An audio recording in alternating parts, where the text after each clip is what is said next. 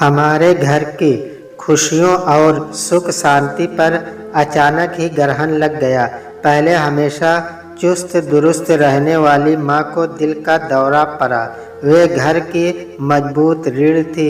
उनका आईसीयू में भर्ती होना हम सबके पैरों तले से जमीन खिसका गया।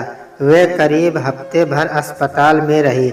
इतने समय में ही बड़ी और छोटी भाभी के बीच तनातनी पैदा हो गई।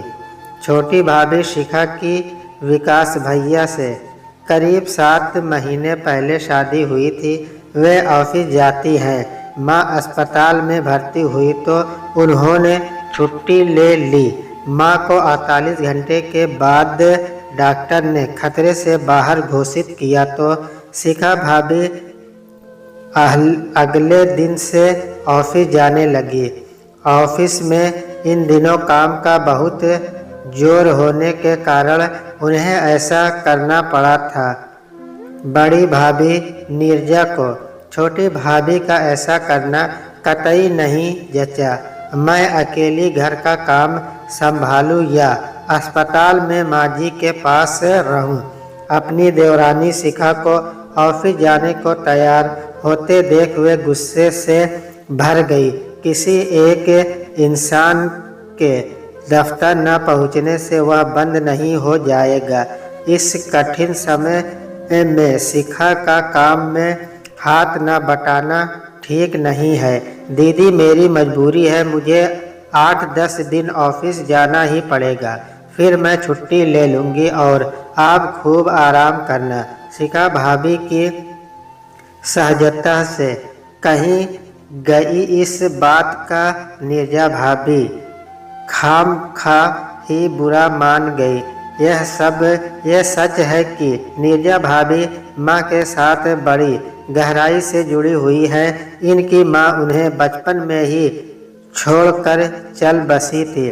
सास बहू के बीच बड़ा मजबूत रिश्ता था और माँ को बड़े दिल के दौरे से नीरजा भाभी को दुख तनाव व चिंता से भर दिया था। शिखा भाभी की बात से बड़ी भाभी अचानक बहुत ज्यादा चिढ़ गई। बन ठन कर ऑफिस में बस मटर गश्ती करने जाती हो तुम। मैं घर न संभालूं तो तुम्हें आटे दाल का भाव मालूम पड़ जाए। ऐसी कड़वी बातें मुंह से निकाल कर बड़ी भाभी ने शिखा को रुला दिया था। मुझे नहीं करनी नौकरी, मैं त्याग पत्र दे दूंगी। उनकी इस धमकी को सब ने सुना और घर का माहौल और ज्यादा तनाववर्त हो गया। शिखा भाभी की पगार घर की आर्थिक स्थिति को ठीक ठाक बनाए रखने में महत्वपूर्ण भूमिका निभाती थी। सब जानते थे कि वे जिद्दी स्वभाव की है और जिद पर अड़कर कहीं सचमुच त्यागपत्र न दे दे। इस डर से पापा को इस मामले में हस्तक्षेप करते को मजबूर कर दिया। बहू उसे दफ्तर जाने दो, हम सब है न यहाँ का काम संभालने के लिए। तुम अपनी सास के साथ अस्पताल में रहो, अंजलि रसोई संभालेगी। पापा ने नीरजा भाभी को गंभीर लहजे में समझाया और उनकी आंखों का इशारा समझ मैं रसोई में घुस गई। राजीव भैया ने नीरजा भाभी को जोर से डांटा। इस परेशानी के समय में तुम क्या काम का रोना धोना लेकर बैठ गई हो? जरूरी न होता तो शिखा कभी ऑफिस जाने को तैयार न होती। जाओ उसे मना कर ऑफिस से भेजो। राजीव भैया के सख्त लहजे ने भाभी की आंखों में आंसू ला दिए। उन्होंने नाराजगी भरी खामोशी अख्तियार कर ली। विशेषकर शिखा भाभी से उनकी बोलचाल न के बराबर रह गई थी। अस्पताल से घर लौटी माँ को अपनी दोनों बहुओं के बीच चल रहे मनमुटाव व पता पहले दिन ही चल गया। उन्होंने दोनों बहुओं को अलग अलग और एक साथ बिठाकर समझाया पर स्थिति में खास सुधार नहीं हुआ। दोनों भाभियां आपस में चिड़ी चिड़ी सी रहती। उनके ऐसे व्यवहार के चलते घर का माहौल तनावग्रस्त बना रहने लगा। बड़े भैया से नीरजा भाभी को डांट पड़ती, तुम बड़ी हो और इसलिए तुम्हें ज़्यादा जिम्मेदारी से काम लेना चाहिए। बच्चों की तरह मुंह फुलाकर घूमना तुम्हें शोभा नहीं देता है। छोटे भैया विकास भी शिखा भाभी के साथ सख्ती से पेश आते। तुम्हारे गलत व्यवहार के कारण माँ को दुख पहुँच रहा है। शिखा, डॉक्टरों ने कहा है कि टेंशन उनके लिए घातक साबित हो सकता है। अगर उन्हें दूसरा अटैक पड़ गया तो मैं तुम्हें कभी माफ़ नहीं करूँगा। ऐसी कठोर बातें कहकर विकास भैया शिखा भाभी को रुला डालते। पापा का काम सबको समझाना था। कभी कभी वे बेचारे बड़े उदास नजर आते। जीवन संगिनी की बीमारी व घर में घुस आई अशांति के कारण वे थके व टूटे से दिखने लगे थे। माँ ज़्यादातर अपने कमरे में पलंग पर लेटी आराम करती रहती। बहुओं के मूड की जानकारी उन तक पहुँचाने की जिम्मेदारी उन्होंने मुझ पर डाली हुई थी। मैं बहुत कुछ बातें उनसे छिपा जाती, पर झूठ नहीं बोलती। घर की बिगड़ती जा रही स्थिति को लेकर माँ की आंखों में चिंता के भावों को मैं निरंतर बढ़ते देख रही थी। फिर एक खुशी का मौका आ गया। मेरे 3 साल के भतीजे मोहित का जन्मदिन रविवार को पड़ा। इस अवसर पर घर के बोझिल माहौल को दूर भगाने का प्रयास हम सभी ने दिल से किया था। शिखा भाभी मोहित के लिए बैटरी से पटरियों पर चलने वाली ट्रेन लाई। हम सभी बन सवर कर तैयार हुए। बहुत करीबी रिश्तेदारों व मित्रों के लिए लजीज खाना हलवाई से तैयार कराया गया। उस दिन खूब मौज मस्ती रही। केक कटा, जमकर खाया पिया गया और कुछ देर डांस भी हुआ। ये देखकर हमारी खुशियाँ दोगुनी हो गई कि नीरजा और शिखा भाभी खूब खुलकर आपस में हंस बोल रही थी। लेकिन रात को एक और घटना के घर में तनाव और बढ़ा दिया था। शिखा भाभी ने रात को अपने पहने हुए जेवर माँ की अलमारी में रखे तो पाया कि उनका दूसरा सोने का सेट अपनी जगह से गायब था। उन्होंने माँ को बताया। जल्दी ही सेट के गायब होने की खबर घर भर में फैल गई। दोनों बहुएं के जेवर माँ अपनी अलमारी में रखती थी। उन्होंने अपनी सारी अलमारी संभाल मारी पर सेट नहीं मिला। मैंने चाबी या तो नीरजा को दी थी या शिखा को। इन लोगों की लापरवाही के कारण ही किसी को सेट चुराने का मौका मिल गया। घर में आए मेहमानों में से अब किसे चोर समझे। माँ का चेहरा गुस्से से लाल हो रहा था। माँ किसी मेहमान को चोर बता रही थी और शिखा भाभी ने अपने हाव भाव से ये जाहिर किया जैसे चोरी करने का शक उन्हें नीरजा भाभी पर हो। शिखा भाभी नाराज थी नजर आती थी और रोआसी भी। किसी की भी समझ में नहीं आ रहा था कि उनसे इस मामले में क्या कहें। सेट अपने आप तो गायब हो नहीं सकता था, किसी ने तो उसे चुराया था। और शक की सुई सबसे ज़्यादा बड़ी भाभी की तरफ घूम जाती, क्योंकि माँ ने अलमारी की चाबी उन्हें दिन में कई बार दी थी। हम सभी ड्राइंग रूम में बैठे थे, तभी नीरजा भाभी ने गंभीर लहजे में छोटी भाभी से कहा, शिखा, मैंने तुम्हारे सेट को छुआ भी नहीं है। मेरा विश्वास करो कि मैं चोर नहीं हूँ। मैं आपको चोर नहीं कह रही हूँ। शिखा भाभी ने सिज ढंग से यह बात कही। उसमें गुस्से व बड़ी भाभी को अपमानित करने वाले भाव मौजूद थे। तुम मुँह से कुछ न भी कहो, पर मन ही मन तुम मुझे ही चोर समझ रही हो। मेरा शर्ट चोरी गया है, इसलिए कोई तो चोर है ही। नीरजा, तुम अपने बेटे के सिर पर हाथ रखकर कह दो कि तुम चोर नहीं हो। तनावग्रस्त बड़े भैया ने अपनी पत्नी को सलाह दी।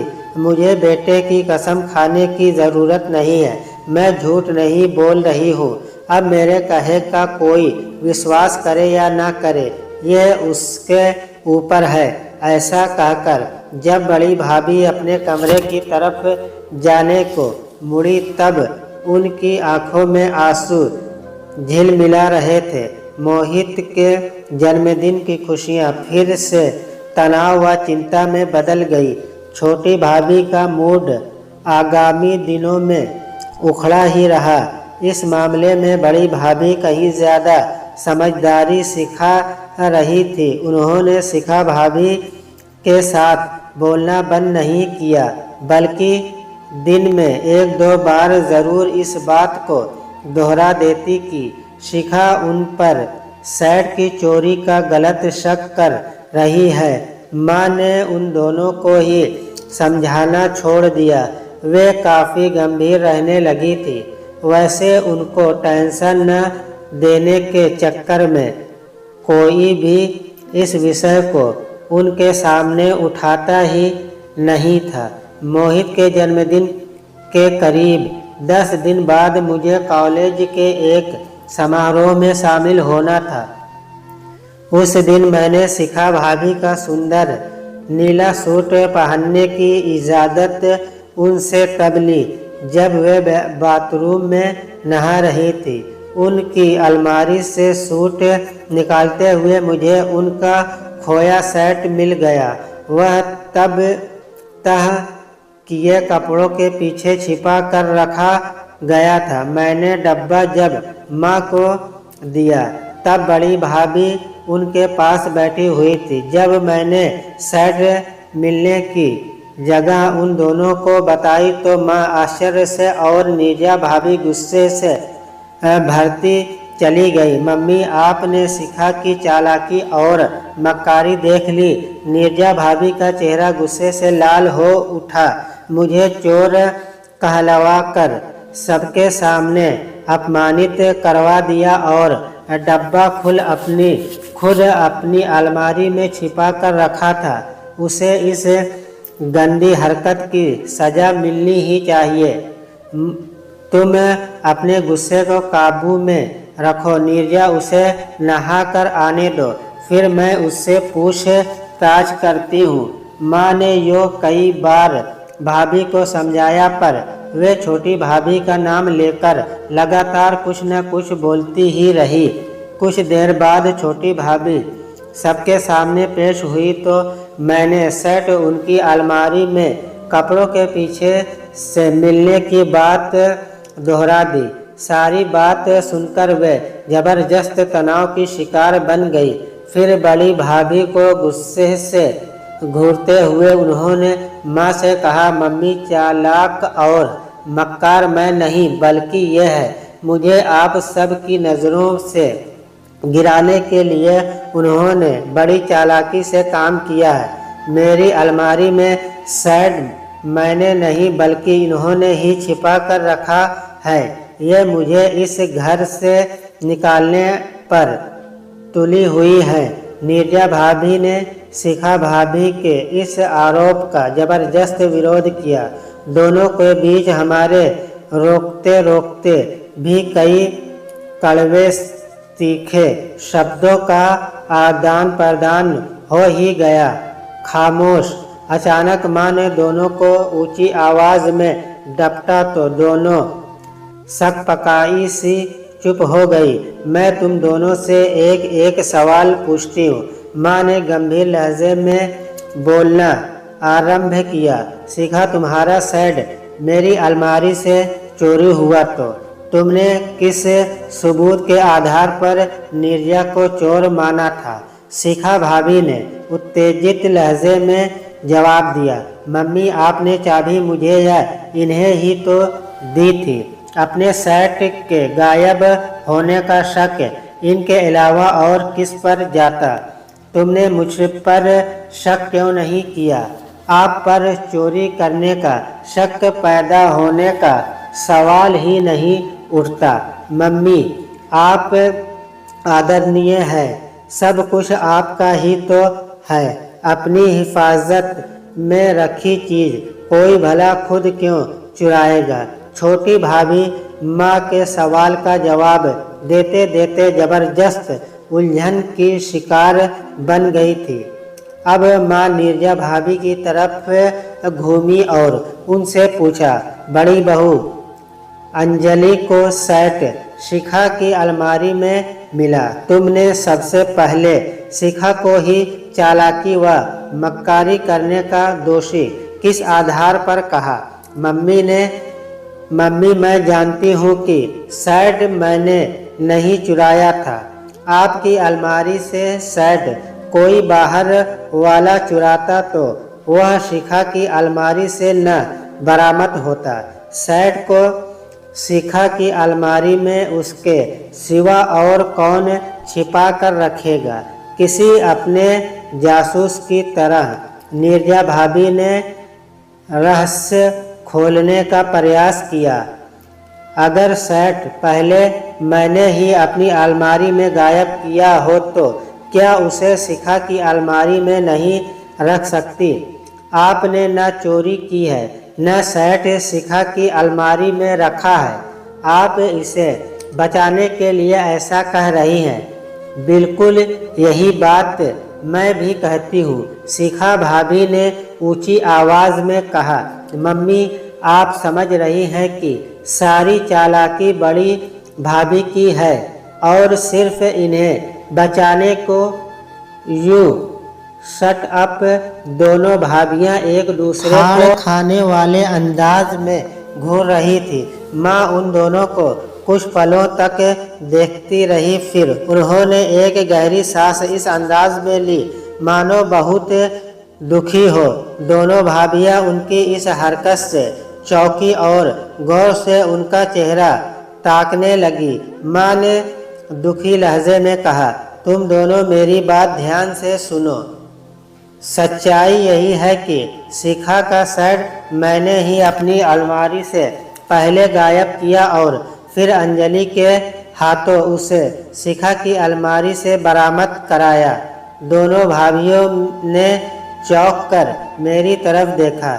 मैंने हल्की सी मुस्कुराहट अपने होठों पर लाकर कहा, माँ सच कह रही है, मैं सेट चुन्नी में छिपाकर शिखा भाभी के कमरे में ले गई थी और फिर हाथ में कप पकड़ कर वापस ले आई। ऐसा मैंने माँ के कहने पर किया था। मम्मी, आपने ये गोरख धंधा क्यों किया?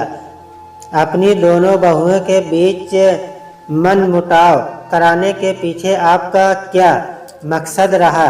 नीरजा भाभी ने यह सवाल शिखा भाभी की तरफ से भी पूछा। माँ अचानक बड़ी गंभीर व भावुक होकर बोली, मैंने जो किया उसकी गहराई में एक सीख तुम दोनों के लिए छिपी है। उसे तुम दोनों जिंदगी भर के लिए गांठ बांध लो।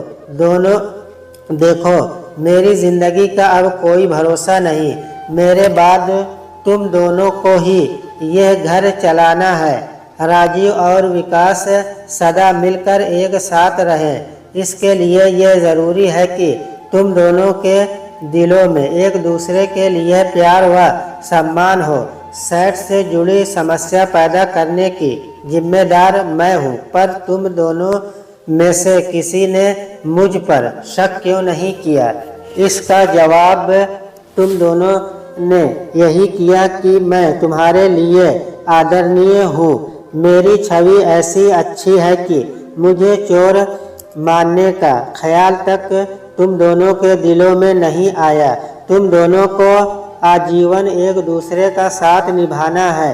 अभी तुम दोनों के दिलों में एक दूसरे पर विश्वास करने की नींव कमज़ोर है, तभी बिना सबूत तुम दोनों ने एक दूसरे को चोर, चालाक व मक्कार मान लिया। आज मैं अपनी दिली इच्छा तुम दोनों को बताती हूँ। एक दूसरे पर उतना ही मजबूत विश्वास रखो जितना तुम दोनों मुझ पर रखती हो। कैसी भी परिस्थितियाँ, घटनाएं या लोगों की बातें कभी इस विश्वास को लगा पाए, ऐसा वचन तुम दोनों से पाकर ही मैं चैन से मर सकूंगी। मम्मी, ऐसी बात मुंह से मत निकालिए। माँ की आंखों से बहते आंसुओं को पोंछने के बाद नीरजा भाभी उनकी छाती से लग गई। आपकी इस सीख को मैं हमेशा याद रखूंगी। हमें माफ़ कर दीजिए। शिखा भाभी भी आंसू बहाती माँ की बाहों में समा गई।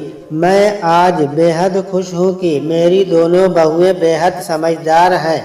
माँ का चेहरा खुशी से दमक उठा और मैं भी भावुक हो उनकी छाती से लग गई।